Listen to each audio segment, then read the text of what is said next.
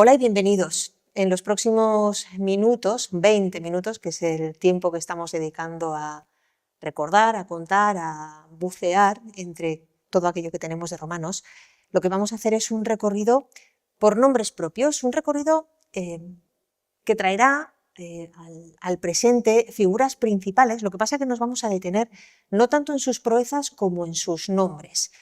A veces se solapa la proeza con el nombre de la persona. Juanma, buenas noches. Hola, buenas noches. En ocasiones tiene que ver. Tiene una relación directa con alguno de los calificativos que lo definen, sí, efectivamente.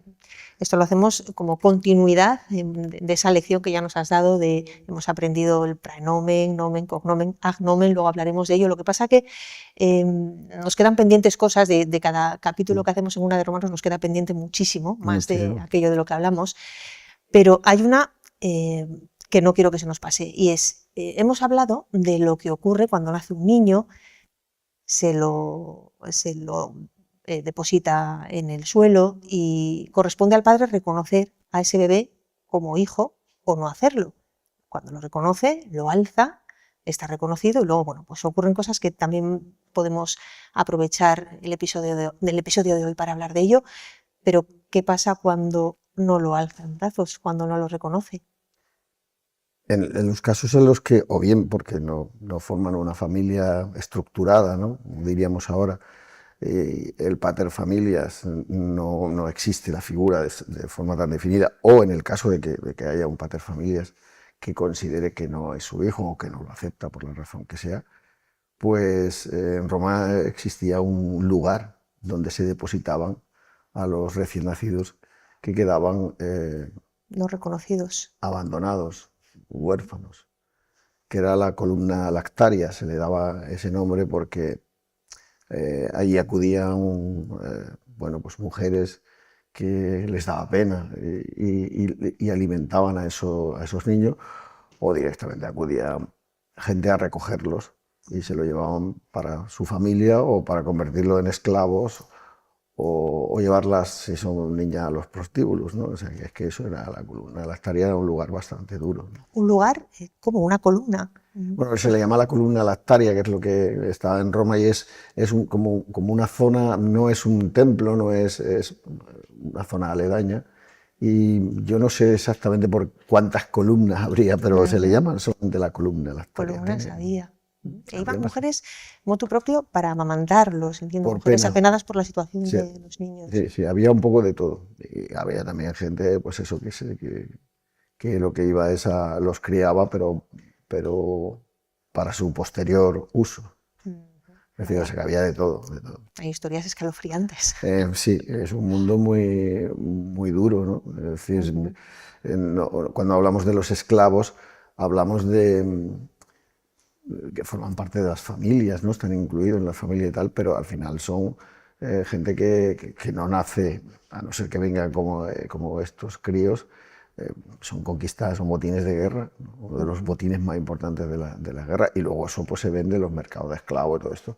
Es algo muy habitual y se compraban pues para los espectáculos, ¿no? En el caso de los gladiadores, o para esos esclavos domésticos, o para meterlo en las minas, o por lo que fuera. Y en otros casos, o para la prostitución. Y en otros casos pues se criaban, se recogían en estos sitios y se les criaba con ese fin también. No eran esclavos, no habían nacido esclavos, pero... Es más amable hablar de los hijos irreconocidos, los sí alzados por el pater familias, no familia, que he dicho en repetidas ocasiones en capítulos anteriores. ¿Hay diferencias entre un niño y una niña en los primeros desde que años nace, de vida? Desde el momento del nacimiento. Desde el que nace, porque al niño se le cuelga lo que se llama la bula. ¿Qué es la bula? La bula es un pequeño bolsillo, si queréis, algo que se cuelga del cuello y que lo que lleva pues son amuletos o lleva algún tipo de protección frente a los daimones, ¿no? a lo que pueda traer cualquier tipo de desgracia al crío, y que lo lleva constantemente a lo largo de su vida hasta alcanzar la edad adulta, lo que ellos consideran la edad adulta, que son los 14 años, que es cuando en una ceremonia especial se le quita la bula y se le pone ya la toga virilis, ¿no? Pero eso es solo a los hombres. A solo a los las hombres. mujeres no había que protegerlas. Nada que se le parezca. Debe de ser que se protegían solas. Va a ser eso, sí, vamos a dejarlo ahí. Claro, es un mundo, son mundos de Sí. hombres. Es un mundo en el que todo se organiza en torno a la figura de eso, del pater familia, del hombre, como el centro de todo, el que tiene en una familia, el padre tiene, creo que lo comentábamos la otra vez, poder de vida y muerte sobre sus esclavos, sobre sus hijos, sobre su mujer, sobre todo lo que está bajo su ámbito. Tiene muchísimo poder. Sí, sí, lo hemos comentado. Y quedaba manifiesto también en la manera de nombrar a hombres y mujeres. Sí, sí, porque hablábamos de que eso tú al hombre le pones un determinado praenomen, ¿no? Que es el que lo define, la familia, y tal. Pero las mujeres lo que hacían es adoptar, feminizar el nombre del padre, Del ¿no? padre. Entonces, realmente se les nombraba cuando eran muchas hijas, todas no se iban a llamar igual, porque si todas adoptan el nombre del padre, si son Julio, pues serían todas Julias, ¿no? Entonces, si son dos, pues era Julia Minor y Julia Mayor, y si no, pues directamente Numeradas. 1, 2 y 3. ¿No? Como las reses, sin más. Así es como funcionaba. Sí. Chascarrillos aparte, Juanma. Hay mujeres, esto es que estamos hablando de 1000 años, ¿no? Imaginemos en nuestra historia, si nosotros desde la época en que vivimos retrocedemos al año 1000, o al año 1100, es decir, 1000 años, fíjate todas las cosas que han cambiado. Pues a ellos les pasa lo mismo.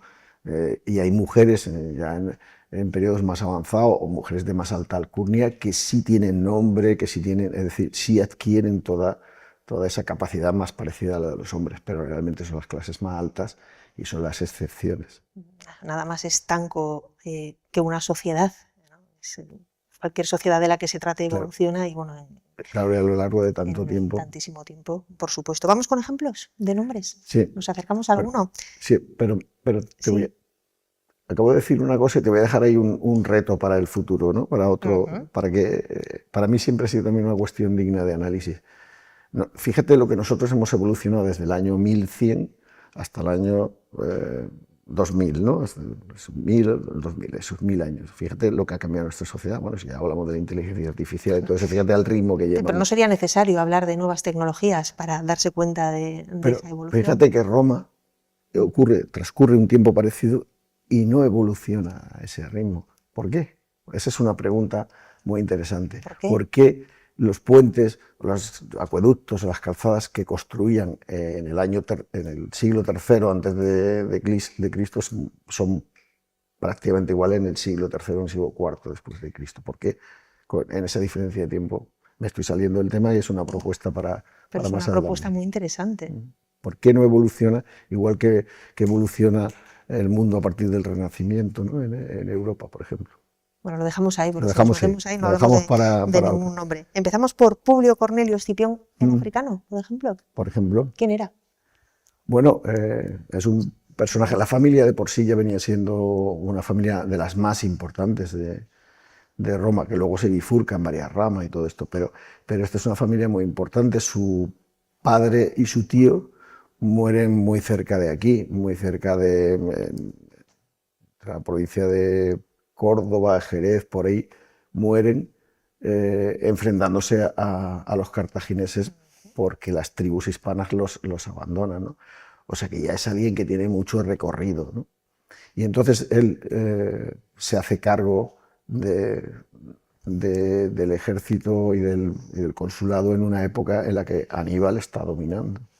Entonces, él entra es un tío bastante joven para lo que son las condiciones normalmente que ellos imponen, pero entra por Cartagonova, él es el que conquista Cartagena, lo que es ahora Cartagena. Cartagonova a los cartagineses y consigue dominar.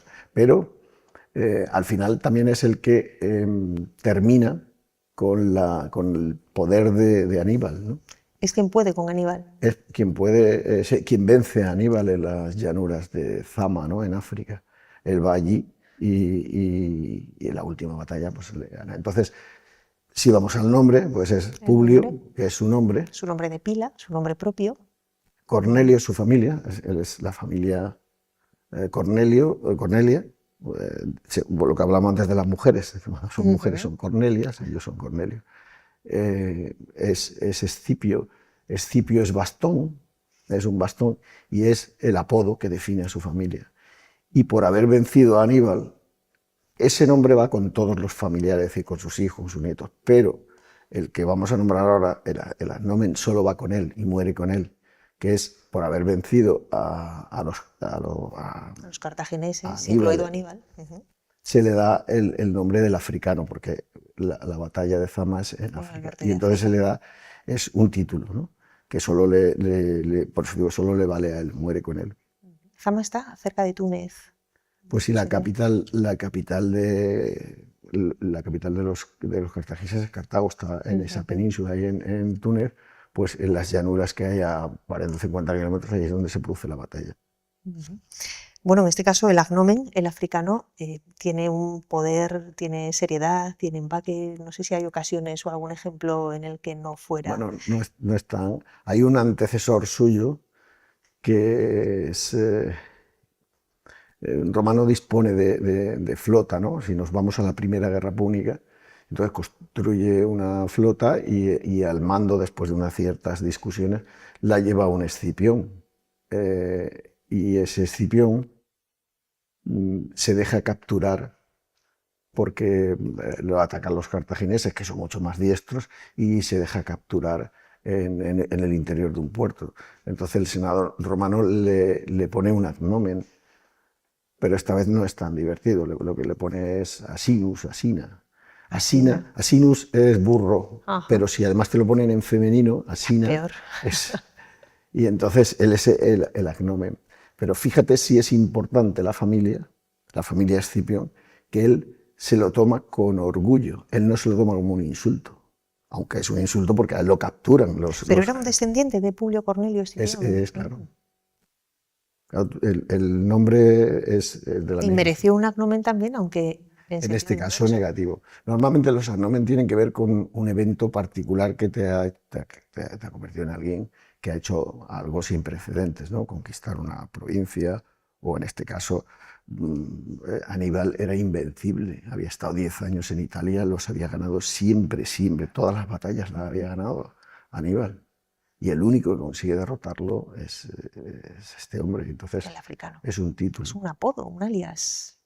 No, el apodo es Escipio. Es algo más, es casi un título. Sí, el cognomen, esto es el agnomen, ¿no?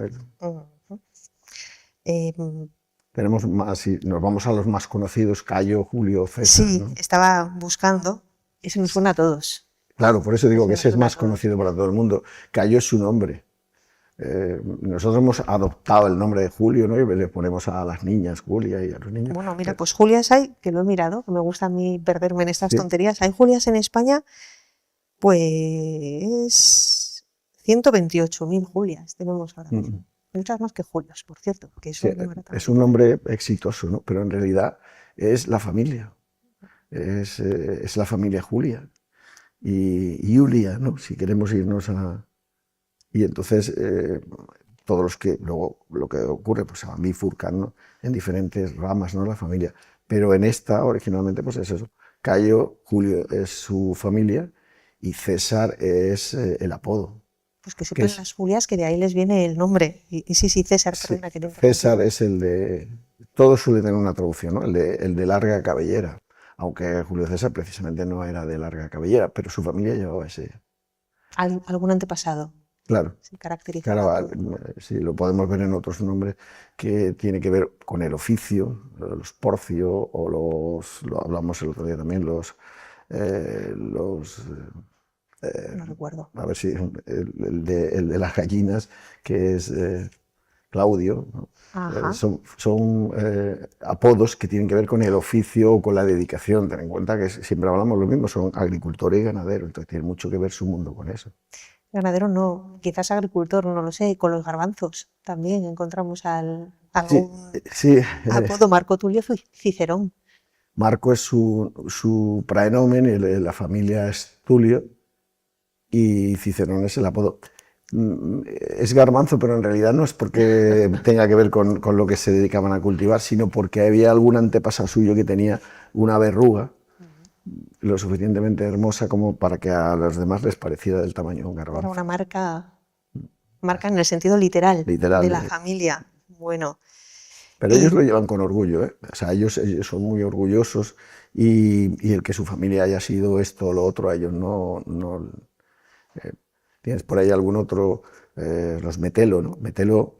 Metelo es una familia también muy poderosa y su procedencia son mercenarios, ¿no? O sea, el apodo el nombre completo de ¿de Quinto Cecilio me hablas? Quinto Cecilio Metelo Baleárico. Baleárico.